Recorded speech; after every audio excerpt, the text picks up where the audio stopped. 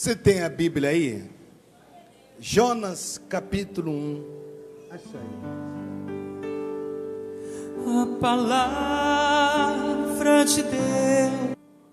A sua fuga e o seu castigo. Quando Deus ele tem um tratado com a pessoa, as tempestades, elas são um sinal. Ou quando Deus pede do homem a fé, ou mesmo quando Deus ele quer uma reconciliação com a pessoa, uma aliança. Porque todas as vezes que a Bíblia narrou tempestades, Deus queria pedir alguma coisa ao homem. Jesus ele estava no barco com os discípulos e de repente uma tempestade quase que inunda o barco. E os discípulos gritam, Jesus acorda e diz: homens de pequena fé. O que Deus queria através daquela tempestade? Provar a fé dos discípulos. Mas nessa tempestade de Jonas, Deus não estava provando a fé de Jonas. Deus queria uma reconciliação, que Jonas se voltasse para ele. Amém, pessoal? As tempestades, elas são um sinal de Deus. E na sua maioria, da sua insatisfação. As tempestades não são ventos normais. São ventos devastadores e não são comuns. Nisso nós aprendemos a importância de orar pelas pessoas que nos cercam. Porque se Deus tem um tratado com alguém e essa pessoa está ao nosso lado, quem estiver ao lado vai sofrer também. E aí é onde a mãe não pode cessar de orar pelo filho, o marido não pode deixar de orar pela esposa, a esposa não pode deixar de orar pelo marido. Você não pode deixar de orar pelo seu patrão, ou pelos seus funcionários, ou pelo seu colega, até mesmo pelo seu governo. Porque quando Deus tem um tratado com uma pessoa, quem estiver ao redor vai sentir isso também. Veja lá o que diz a Bíblia aqui. Versículo 2, ou seja, 1. Veio a palavra do Senhor a Jonas, filho de Amitai, dizendo: dispõe-te, vai à grande cidade de Nínive e clama contra ela, porque a sua malícia subiu até... Era pouca a malícia? Não, não era pouca, não. Tem coisas que a gente suporta, mas chega um tempo que o cálice transborda, você não pode aguentar mais. Então Deus, Ele é longânimo, diz a Bíblia. É porque Ele é longânimo, os homens, eles não se corrigem. Eles continuam pecando, fazendo, desfazendo, como se fosse ficar impunes. Mas ninguém ficará impune de seus atos, tanto do bem que pratica, quanto do mal. Se a pessoa ela vive praticando o bem, ela pode estar certa, ela está plantando, ela vai colher.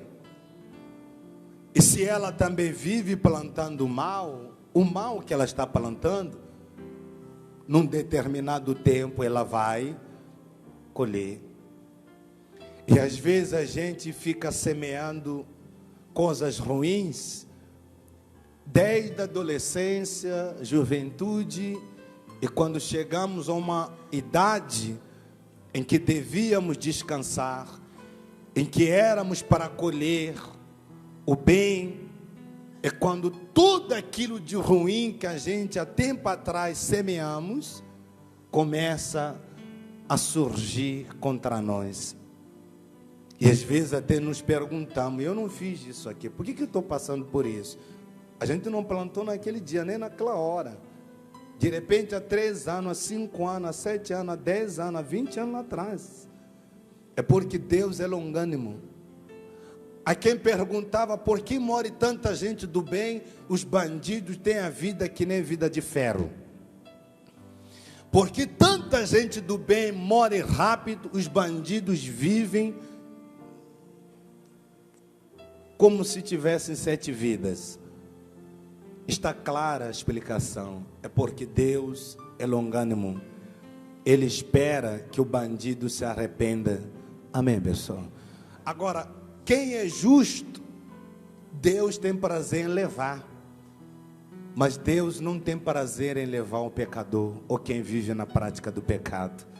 Porque essa pessoa vai para onde se ela morrer? Deus não quer nos perder. Nós não entendemos isso. Quando as pessoas nos fazem mal, já queremos que morra logo. Tomara que morra. Deus é o contrário. Ele quer que viva para que um dia, assim como nós encontramos a verdade, essa pessoa também encontre e ela seja salva. Diz aqui a palavra: Jonas se dispôs, mas para fugir da presença, para Tarso, e tendo descido a Jope, achou um navio que ia para Tarso, pagou, pois, a sua passagem, embarcou nele, para ir com eles, para Tarso, para longe da presença de quem?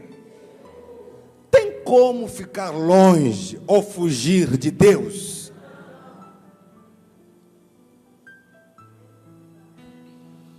Para esses casos, Deus se apresenta como Deus onipresente. Tem uma canção de adoradores, lembra? Adorador é tudo que eu sou.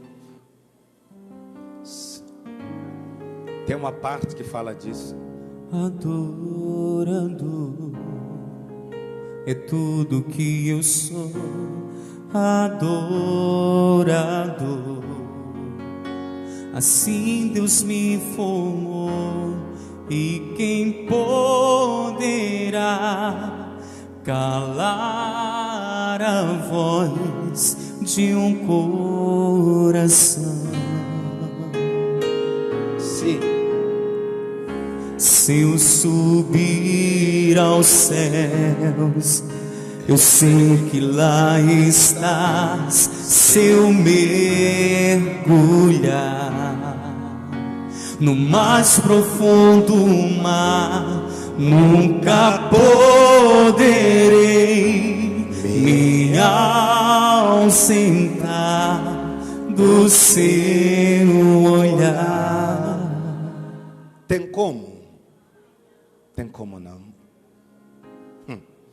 Até debaixo dos mares, Deus enxerga, Deus vê. Então, para esses casos, Deus se apresenta como Deus onipresente. Então Jonas se dispôs, mas não para obedecer, senão para fugir. E ele pagou uma passagem, embarcou para Tarso. Mas o Senhor lançou sobre o mar um forte vento, e fez-se no mar um forte vento, e se fez no mar uma grande o quê? E o navio estava a ponto de se despedaçar. Deus lançou no mar um forte vento, e aquele vento, de tão forte que era, se transformou em uma tempestade, e o navio estava quase se despedaçando. Jonas não estava sozinho. Estavam lá vários tripulantes, estavam lá os marinheiros, naquele navio, e junto com Jonas. E nesse momento que o navio está sendo açoitado pelos ventos, Jonas estava lá embaixo, dormindo, até roncando.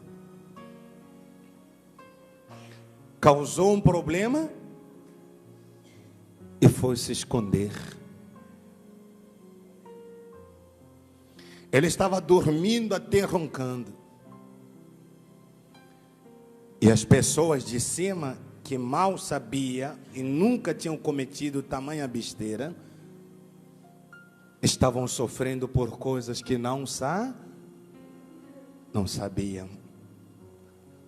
Então nunca diga problema é deles. O seu marido está se perdendo, problema é dele. O seu filho está me enchendo com droga, problema é dele. Nunca diga isso. Porque as tempestades que eles estão causando, mesmo você sem ter nada a ver, vão te pegar. Vão chegar até você. E se você não se preparar para orar pela sua casa, pelos seus filhos, se você não se dispor a orar pelo seu casamento, se você não se dispor a orar pelos seus pais, pela tua casa, pelos seus colegas do trabalho, se você não se dispor a orar pelo seu patrão, se você não se dispor a orar pelo seu governo, as besteiras que cometerem vão te afetar. Mesmo quando você não meteu a mão naquele lugar, vão te afetar. Vão te afetar. Se eu for a perguntar para você, que culpa tem aquele povo, aquelas crianças que estão morrendo na Síria com bombardeiro toda hora? Qual a culpa que tem aquelas crianças? Nem sabem o que é uma arma. Estão ali as crianças regando estradas com sangue. Que culpa tem? Nenhuma. Por causa de um tratado de Deus, porque Deus falou para Abraão: Abraão, você vai ser um pai. Sara, tu serás uma mãe. A Sara vai, né? Deus falou: você vai ser mãe. Passou um tempo, a Sara achou que a promessa de Deus estava demorando de se cumprir. Foi lá, pegou as cravas e falou: edifica um lar para mim. Ou seja, segura o meu casamento. Você vai dar filho, você vai se deitar com meu marido, vai fazer filho para mim, para eu não perder meu casamento. A empregada quer manter o emprego, e a empregada quer estar perto do patrão, mas perto do patrão o salário sobe também. A empregada cedeu, gerou Ismael, dividiu a nação, está lá a guerra lá na Síria, Israel, toda hora. É um tratado de Deus. É porque quando não se obedece Deus, até os que não são culpados pagam por aquilo que nem cometeram às vezes. Se a Sara tivesse esperado, não, eu vou esperar até quando Deus quiser, eu vou dar um filho a hora de Deus, vou esperar a hora de Deus. Isso aqui não havia, não, tinha acabado isso aí.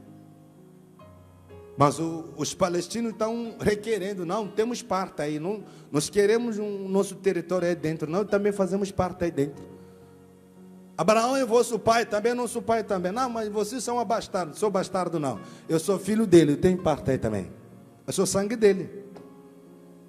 Quem vai separar essa guerra de filhos? É uma guerra dos filhos. Pode ser que os Estados Unidos, pode ser que sente com eles, negocia, não vão conseguir. É uma guerra dos filhos. São os filhos que estão lutando pelos direitos que têm. Só Deus para julgar a causa de Israel. Amém, pessoal? Não há nenhuma força política para julgar a causa de Israel. Nenhuma. Se hoje Israel se considera um país, uma nação, é porque Deus é quem colocou a mão para Israel se tornar país, porque nenhuma nação aceita que Israel seja um país. Até hoje não aceita que Israel tenha a cidade de Jerusalém como sua capital. Até hoje não aceitam. Só Deus na causa de Israel. Então, é um tratado de Deus com pessoas que falaram, e ninguém hoje quer se voltar de fato, de verdade, para Deus, e buscar, e se redimir, e Deus curar. Ninguém. Então Jonas, ele se dispôs para fugir, mas o Senhor lançou sobre o mar um forte vento, e fez-se no mar uma grande tempestade, e o navio estava a ponto de se despedaçar. Então os marinheiros, cheios de medo, clamavam cada um ao seu Deus, e lançavam ao mar, o quê? Quem estava no navio, para aliviarem do peso dela. Jonas, porém, havia descido ao porão e se deitado e dormia como? Que sonho bom. As chapas esquentando lá em cima, sujeito lá embaixo no porão, dormindo, roncando. Então você veja o desespero dos marinheiros em pegar os bens que neles pertenciam. Era o trabalho do navio, carregar ou transportar cargas. Os marinheiros, eles não entram no navio para passear. Navio não é para passeio, é para trabalho. E eles, os marinheiros, começam a pegar as cargas que não eram deles e começam a jogar fora para aliviar o navio. Observa quanto desperdício. Quando Deus ele quer tratar assunto com a pessoa, e a pessoa ela não atina para isso, ela se faz de desentendida,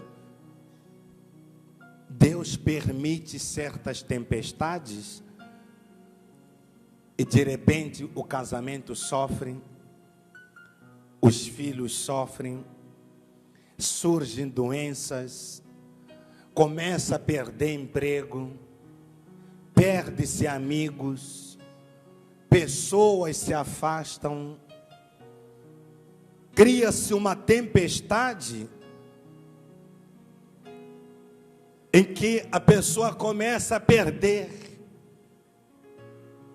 Se não ela, a família começa a perder. São os filhos ligando só para dar uma notícia: mãe, eu estou voltando para casa, o que aconteceu? Eu estou me separando. É o filho ligando: mãe, o que está acontecendo, filho? Eu fui mandado embora do trabalho. É outro ligando: pai, o que foi? Eu bati com o carro. Sempre notícias ruins. É que Deus quer tratar um assunto com a pessoa e a pessoa está fechando o coração. E surge uma tempestade até que a pessoa se toque. E quando a pessoa ela se toca, Deus entra em tratado com a pessoa, então pronto. A família ou as pessoas que estão ao redor começam a sentir paz, são abençoadas, as coisas vão acontecendo. Amém, pessoal? Eu já ouvi filhos que chegaram a dizer: eu queria ter sido nascido na casa do fulano, porque na minha casa ninguém consegue nada, na minha casa ninguém casa, na minha casa ninguém consegue emprego. Está todo mundo aí em casa aí, ó. Está todo mundo aí, ó. Os meus irmãos, se você quiser achar, vai achar na boca do fumo. Não tem ninguém no gabinete, no escritório, que tira a vergonha da família, não. Você olha desde o pequeno até o grande. Você não consegue ver a quem eu vou bater a porta quando o negócio esquentar aqui nessa casa. Se alguém precisar ir no médico, quem é que vai nos ajudar entre nós? Quem vai ajudar quem? Você não consegue ver ninguém. Só vê problemas. E às vezes, quando as coisas são assim, nós vamos atirando culpa, apontar esse, apontar aquele, chamar nome esse. Foge da Paraíba, vai para São Paulo. Vamos lá ver se consegue emprego em São Paulo. Encontra pessoas para enganar. Às vezes até consegue um emprego, está lá trabalhando, recebe salário, quando se alegra, um dia, 2 dias, é assaltado tudo. Começou o emprego, logo é roubado. Está lá trabalhando, começou o emprego, poxa, eu vou melhorar a situação aqui, eu vou trazer mamãe para cá, vou trazer papai para cá, eu vou convidar mais um dos meus irmãos para cá, para ver se consegue alguma coisa. A desgraça vem, cortado com faca, acontece desgraça. Vai ver aqueles que fugiram de casa para ver se estão bem na vida. Saíram de casa porque achavam que a casa estava pesada e que ninguém conseguia nada. Tudo bem, então eu saio de casa, vamos lá ver se lá fora consegue alguma coisa. Nada, não consegue nada. Não consegue nada. Alguém dos vizinhos é que vai chegar e falar: pô, eu encontrei o teu irmão. Estava de qualquer maneira, chinelo rasgado, tudo roto. São tempestades que às vezes Deus permite para poder salvar a quem Ele quer salvar. Amém, pessoal? Então nós temos que sempre orar pelas pessoas que estão em nossa volta. Não basta eu ser de Deus, eu apenas ser de Deus, se os que estão em minha volta não são. Não basta, não. Aquela gente ali não tinha culpa nenhuma. Pelo contrário, estavam cumprindo com o serviço deles. Mas veja o prejuízo que tiveram por causa de alguém que estava bem lá no porão, escondido, até roncando, pesando mais o barco. E Deus foi lá, aqui, e chegou-se a ele, o mestre do navio, e lhe diz: que se passa contigo? Agarrado no sono, levanta-te e invoca o teu Deus. O que tem que fazer? Qual era o problema? Qual era a necessidade aí? De Deus. Quando as tempestades se levantam, é porque se necessita de quem? De Deus. Alguém tem que invocar Deus. Não é o governo, não é a pessoa aqui, não é. Sabe, aqueles que são espirituais, aqueles que lêem a Bíblia, meditam na Bíblia, observam a calamidade que se vê por aí nesses dias, percebes que isso aqui não é comum do Brasil. É Deus cobrando do Brasil para o Brasil se voltar, porque os assinados de hoje, você me perdoa, mas é de que homem pode casar com homem. Vê o que as crianças estão aprendendo nas escolas hoje, dizendo que é cultura. Isso não é abominável aos olhos de Deus? Não é a mesma coisa que aconteceu na época de Gideão, que o pai tinha feito um poste ídolo? O pai de Gideão havia feito uma imagem obscena de homem, e as pessoas iam, adoravam aquela imagem. A mesma coisa que está sendo feita agora. Observa se não é a mesma coisa que está sendo feita agora. Por isso que Deus deixou os medianitas devastar com aquele povo. Quando Gideão, ele começa a buscar, Deus fala: derruba o poste ídolo que está lá em casa do teu pai. Estava lá uma imagem, uma espécie do órgão masculino, e as pessoas iam lá, adoravam aquela imagem. A mesma coisa que está sendo apresentada às crianças nas escolas hoje, a mesma coisa de ontem. Deus está cobrando isso. Deus está requerendo isso. Ninguém fala, tem que se buscar Deus. Não, se fala, tem que atacar aquele político. Não, a culpa é daquele político. A culpa... Não. Deus está chamando o seu povo. Amém, pessoal? Diz para mim, que terra é essa em que nós estamos do Brasil? Diante de várias terras. A qual terra você compara ao Brasil? Uma terra próspera, uma terra rica, de muitas oportunidades, de pessoas hospitaleiras, de pessoas pacíficas e longânimas, pessoas que sabem fazer o bem. Eu falo isso, sou estrangeiro aqui. Eu vivo isso, eu vejo, e eu posso falar com propriedade. Eu já passei em alguns países e é bem diferente que aqui. Por que esse país está sofrendo com tanto bem que sabem fazer? Por que o país está sofrendo com tanta boa coisa que tem nesse país? É que quando Deus ele quer o seu povo, e as pessoas resistem. Você sabia que o Brasil sofre muito com depressão? Porque o brasileiro é muito sensível. O brasileiro tem muita facilidade de aceitar Deus. Mas por causa de muita iniquidade, se esconde Deus e se coloca muita coisa na frente. Muita idolatria na frente. E sofre.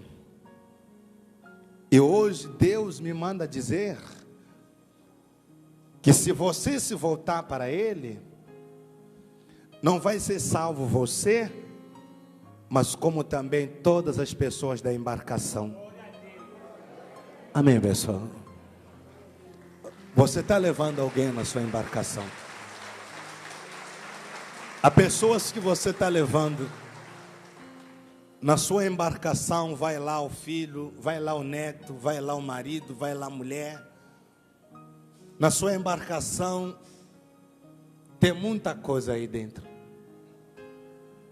E isso tudo pode se salvar. Isso tudo pode se salvar. Então foram ter com Jonas e disseram: levanta-te e invoca o teu Deus, talvez assim esse Deus se lembre de nós, para que não pereçamos. Quem já ouviu o filho dizer: mãe, ora por mim, por favor? Quem? Quem já ouviu? Mãe, ora por mim, por favor, pelo amor de Deus. Já? Então você percebe como é que a coisa é. Diz assim: e diziam uns aos outros: vinde e lancemos a sorte, para que saibamos por causa de quem nos sobreveio este mal. E lançaram a sorte, e a sorte caiu aonde? Ele se preparou para quê mesmo, gente? Para fugir da presença. Ó, eu vou limpar minha boquinha. Fui eu não, fiz nada não estou lá, não estou aí. Os homens não vê, mas aquele vê. Aquele ali vê. Então está bem claro de que você nunca esteve sozinho. Amém, pessoal? Você nunca esteve. Deus vê todas as coisas. Deus vê todas as coisas. Então lhe disseram: declara-nos agora, por que nos sobreveio este mal? Que ocupação é tua? De onde vens? Qual é a tua terra? E de que povo és tu? E ele respondeu: sou quê? Ele é de quem, gente? Hebreu era povo de quem? Você é de quem, gente? Não fuja não. Não se esconda não. Esse mês não vou tirar meu dízimo porque estou com muita conta para pagar. Deus também sabe, mas no mês que vem, eu vou dar o dízimo 2 vezes, não vou dar uma oferta. Senhor, tenha compaixão de tua serva, o Senhor sabe. Deus não vai lá te puxar com as golas, não. Ele não vai meter a mão no bolso, não. É porque você é dele. Você é dele. Mesmo quando o pastor não sabe de nada, porque você é dele. Você não pode brincar. Você é de quem? Não brinque, porque você vai colocar à risca filhos, tudo que está na embarcação, por causa de uma atitude indevida. Você é dele, você tem um compromisso com ele, você se batizou nas águas, você se entregou, você deu a sua vida para ele. Quando um homem casa com a mulher, a vida não é dele mais, é da mulher. Quando a mulher casa com um homem, a vida não é dela mais, é do homem. Você se batizou, a sua vida não é sua mais. Então as suas atitudes têm que ser mais bem porteladas, para que não ponham em risco os que estão a bordo na sua embarcação. Então diz aqui a Bíblia, veja. E ele respondeu: sou hebreu, temo o Deus do céu que fez o mar e a. Então os homens ficaram como? Possuídos de grande temor, e lhe disseram: que é isso que fizeste? Pois sabiam os homens que ele fugia da presença de quem? De quem era Pedro, gente? De quem era Pedro? E quando viu o chicote nos ombros do Senhor Jesus, Pedro fugiu. Uma empregada foi lá e falou: você não está fugindo não? O senhor não é dele não? Pedro falou: eu não conheço ele não. Veio uma outra pessoa e falou: Pedro estava bem escondidinho num cantinho. Aqui ninguém me vê, daqui ninguém me vê não. De repente, oi. você não é um deles, não? Eu não. Eu não estava. De repente veio a terceira pessoa. É quando a ficha de Pedro caiu. De Deus não se foge. Não se pode negar a Deus. Amém, pessoal? Não se pode negar a Deus. O galo cantou sem querer. Eu perguntei, era a hora do galo cantar? Coitado do galo, nem queria cantar. Mas o galo teve que cantar porque Pedro negou a quem? Negou a Deus. Quando a gente deixa de fazer o que nos é devido fazer, acabamos prejudicar ou pôr em risco até os que não deveriam passar pelo que estão passando. Então as atitudes de um homem de Deus, da mulher de Deus, devem ser bem pensadas e bem cautelosas, porque pode criar tempestades. Eu não sei como é que está a sua vida hoje, mas se você está vivendo uma tempestade, vê se Deus não está chamando você para um tratado. Se você observa a sua vida, família, trabalho, saúde, casa, amizades suas, está tudo alvoroçado, deve ser que Deus está chamando você para algum tratado com Ele. E se Deus está te chamando para um tratado, não negue não. Não negue não. Se Faraó tivesse o aceito, quando Moisés falou, Deus disse, deixa o povo ir, não teriam morrido muita gente. Morreram muitos primogênitos, porque ele negou. E a Santa Ceia é um momento único da gente poder se acertar, se entregar. E se tiver que mudar alguma coisa, mudar alguma coisa. E se tiver que se comprometer mais com Deus, se comprometer mais com Deus. Jonas, ele não pertencia à igreja mundial, nem pertencia à Assembleia, nem à Universal, nem católica. Jonas era hebreu, ele era de Deus. Amém, pessoal? Eu não estou dizendo para você se agarrar à igreja mundial. Eu estou dizendo para você se agarrar a Deus. Porque você não é da igreja mundial. Você é de quem? Você é de Deus. E quando você se agarra a Deus, Deus, Ele acompanha você aonde você for. Hoje nós podemos abençoar os nossos filhos. Hoje nós podemos cessar as tempestades na nossa casa, na nossa família. E de repente você está aqui, tão preocupado porque você sabe que lá fora o navio está quase afundando. Você saiu de casa, mas você não tem prazer nem de voltar. Que você sabe que a coisa não está boa lá. Você pode resolver isso aqui. Se você invocar o nome dEle e se voltar para Ele.